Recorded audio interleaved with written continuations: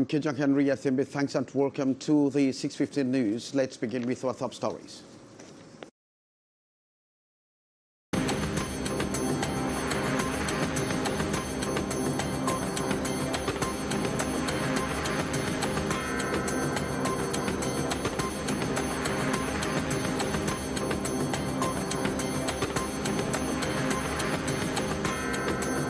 No baby theft. This is the conclusion of a 4-hour in-camera meeting between public health ministers, officials of Lakentini Hospital and family members of Esther Bell after the controversy over missing fetus. And 3 suspects in custody charged with kidnapping for ransom in the Adamawa region. Those were our top stories.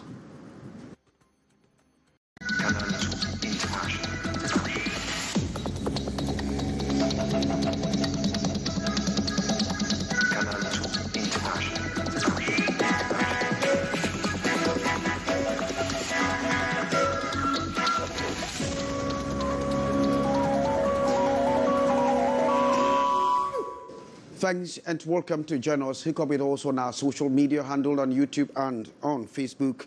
The Dose has finally settled on the missing fetus scandal at the Lakentini Hospital in Douala after a close to 4-hour in-camera meeting between the Minister of Public Health, Dr. Mandauna Malachi, hospital administration and family members of the questioned or the disputed fetus. It was concluded that there was just no baby theft at the Lakentini Hospital. Ambo Gladys Dibang has been following that story for us and our reports for the 6:15 news.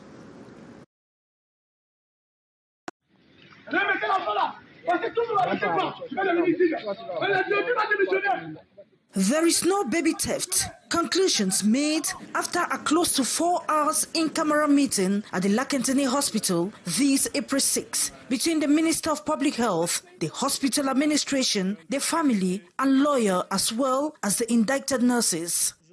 La première conclusion, c'est que nous devons savoir qu'il n'y a pas eu de vol de bébé. The conclusion is that there is no baby theft. She unfortunately had a less than 6-month-old pregnancy. Lessons have been learned from this situation. We will ensure that once a pregnant woman in labor is received in hospital, her caregiver should be made known, someone she trusts. This will resolve the problem of suspicions.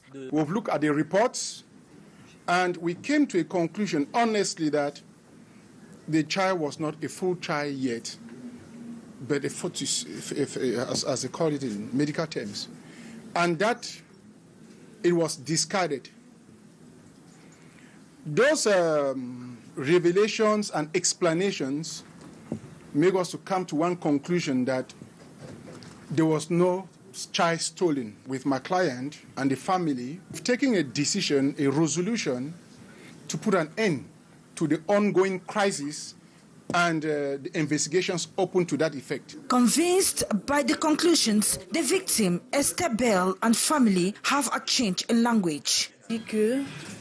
Je sors d'ici avec des réponses. I live here with answers because I had a lot of questions with what happened to the fetus. I now know and I will go ahead to do the funeral and put an end to all this. En question, je peux que rendre gloire à Dieu et m'arrêter là. The hospital administration still maintains communication lapses led to the suspicions. Au cours de cette concertation, nous avons constaté qu'il y a eu des manquements. During the meeting, we took note that there were lapses, communication lapses. We have taken measures to resolve these.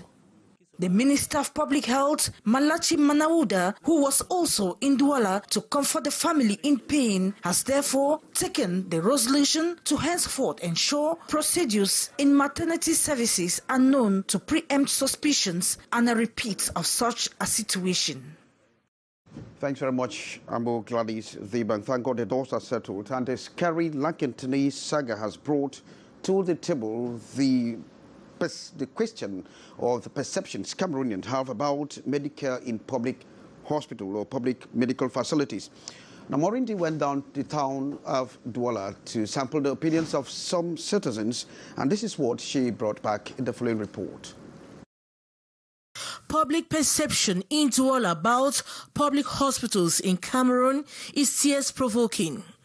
A majority of people sampled on the streets describe public hospitals as death traps with negligence, corruption, discrimination, poor reception, and badly trained, unskilled, and inhumane health personnel as some of the worries raised by the public. These problems considered as repelling factors from public hospitals. Many say the patients live in danger with risk of survival very slim.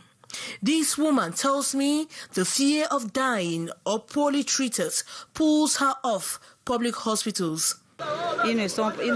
Nothing is clear in a public hospital. They don't treat people well, and there is a lot of corruption. I can't really judge public hospitals because I rarely visit private hospitals. Cameroonians have questioned the high level of negligence. All they want is money first, instead of saving a life. At the end of the day, the patient ends up dying, meaning money is valued more than a human being who could have paid later on. Overbilling and deposit of caution is another biting problem that gives a nasty image of public hospitals. The last time I was at the hospital, the bill was exorbitant. It went above my normal bill. Another problem raised is about insecurity and poor reception from nurses. A problem Cameroonians claim begin from the reception right up to consultation rooms. Most continue to question why thefts of babies and human parts are recurrent in public hospitals. Just of recent, a baby was stolen. It's a bad image.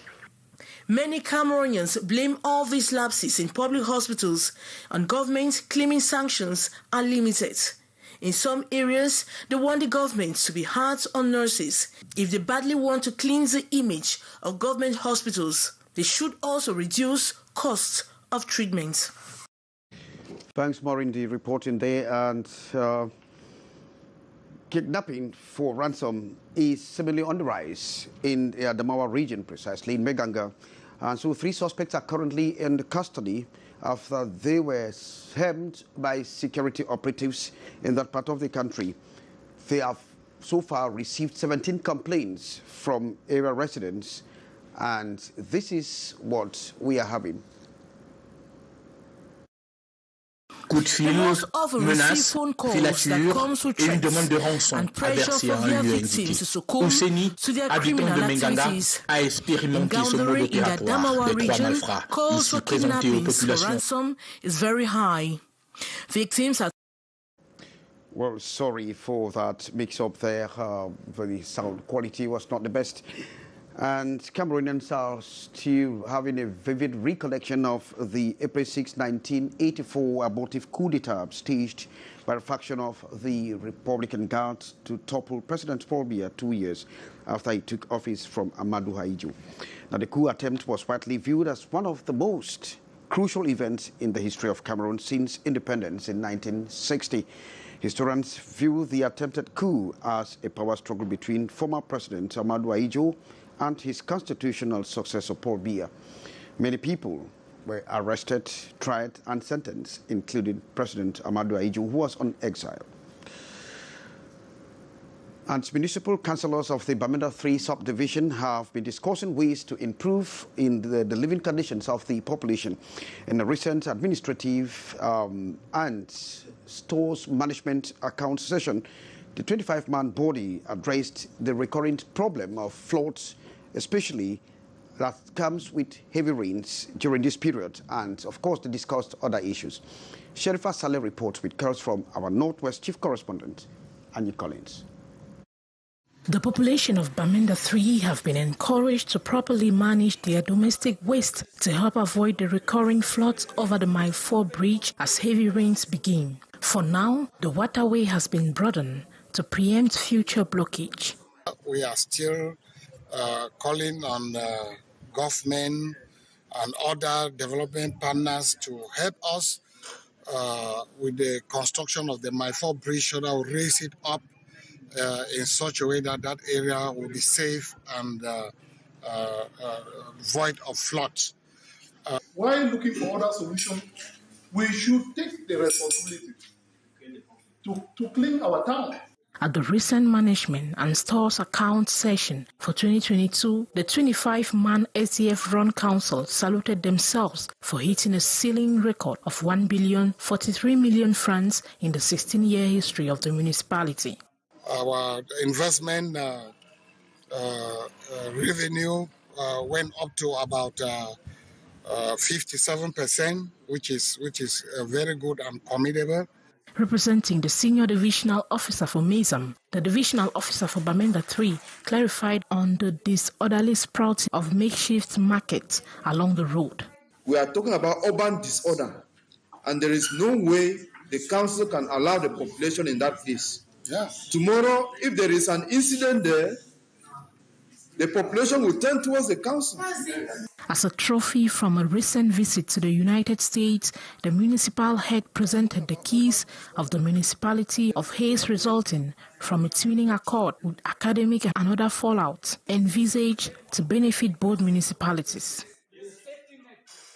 Thanks very much, Sheriff Asala reporting there with girls from Northwest Chief Correspondent Annie Collins. And no to road accidents in the southwest region of the country following the Moluwe incident that led to the death of some school children, and measures have been taken to curb down the accident. And of course, statistics show that it is on the rise in that part of the country. The recent meeting in Limbe, there was a resolution for no more accidents in the southwest region. Chief Correspondent Ines Ondwabala reports from Boya.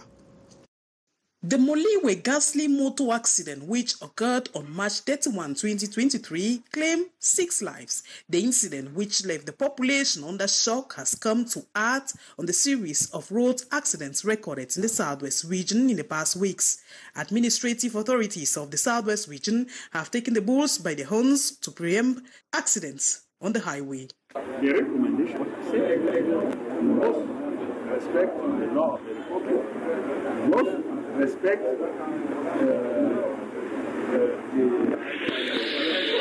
good behavior. We must behave taking into account that we are not alone in the communities, and other people are there. We became careful. We must be vigilant. During the Limbe crisis meeting, Southwest Governor Benau Kaliabelai put in place an ad hoc commission which members are expected to bring sanity into the transport sector by putting order and discipline in both roads and maritime transport. Henceforth, traveling through the sea at night in the Southwest region is prohibited.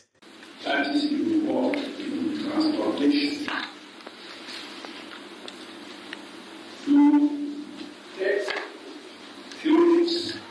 Look at what is going wrong in the transport sectors in our region, particularly in the cities of Itinao, Limbe, Chiku, Yuka, and Puma. Road controls will be multiplied on the highway in order to reduce the high risks of accident in the Southwest region.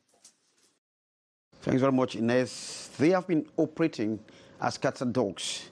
That is the Cameroon Employers Association, JICAM, and Entreprise du Cameroon, known as ICAM. In fact, these Entreprise du Cameroon actually broke up from JICAM after a standoff during some few years ago. But then these two factions have decided to come back as one and given birth to a new association to protect the interests of workers. Details with Ambo Gladys Diba.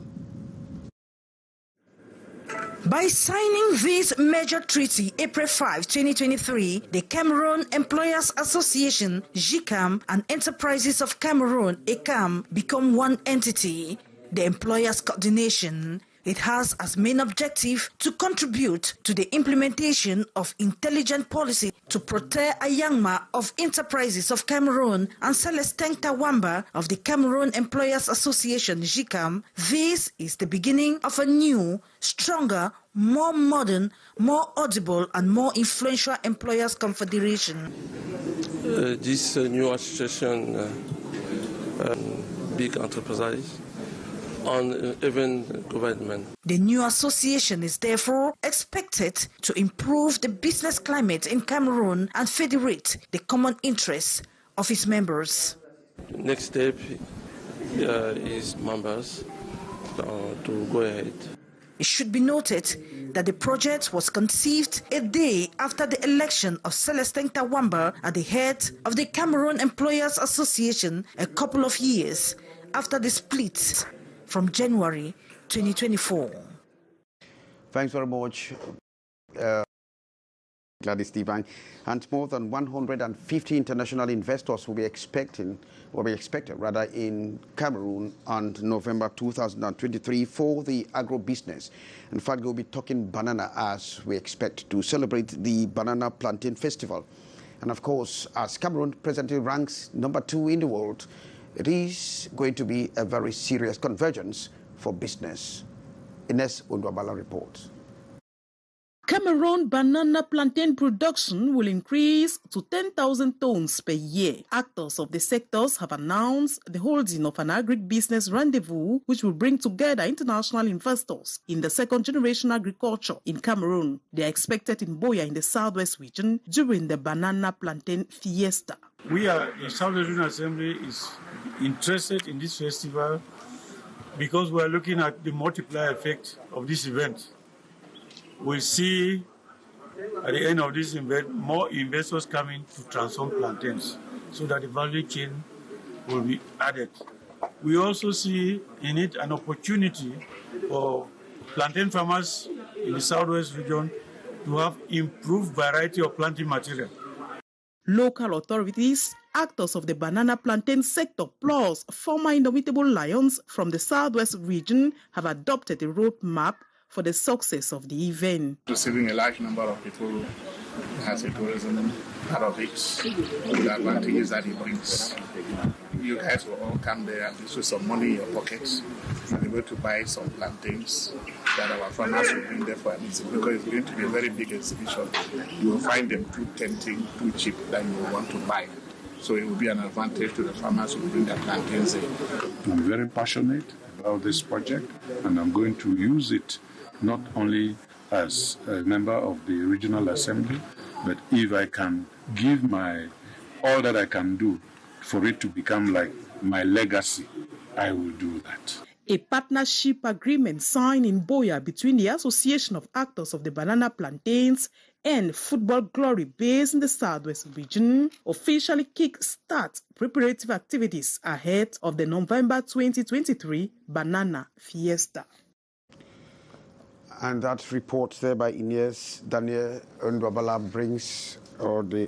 draws the curtain for this edition of the 6:15 News. I've been Kejang Henry Atebe, thanking you for watching. Coming up is The Brief, the actuality with Lee Pijo.